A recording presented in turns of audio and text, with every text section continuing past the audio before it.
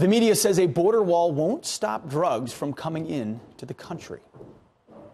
So the fact is, the majority of hard drugs seized by Customs and Border Protection come through ports of entry. A wall would not stop that. The president says a wall will stop the drugs, the heroin, the fentanyl, the other opioids.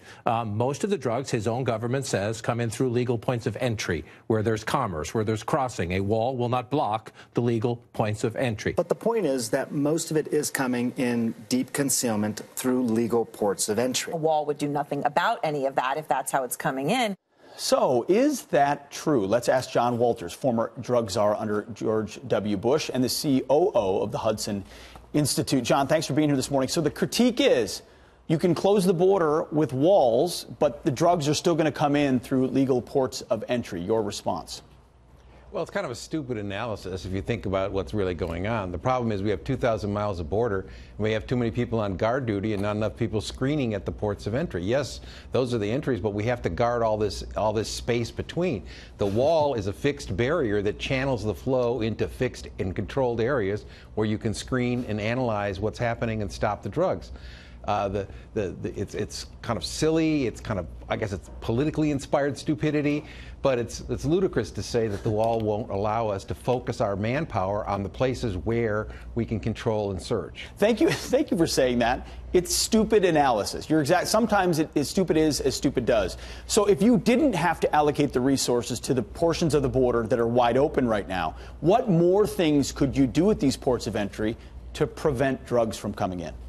Well, first you want to kind of have more people to do analysis of what kinds of methods are being used, about the networks, the communication of networks. So intelligence, yeah.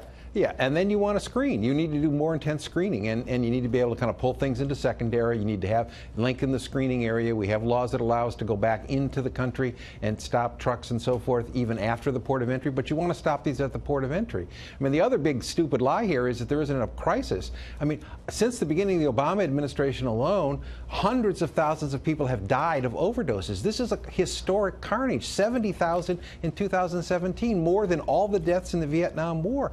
For people to, I mean, people wonder why some Americans are angry. When political leaders say this is a manufactured crisis, that is infuriating to families and communities that are being destroyed. It's like, what? You don't get it? You live in Washington and you live in La La Land? I mean, this is really a challenge to the political leadership of the country to face the challenge at the border that is murdering people in large numbers through these poisons. Are Democrats choosing to ignore this crisis, or do they think it's politically expedient to do so?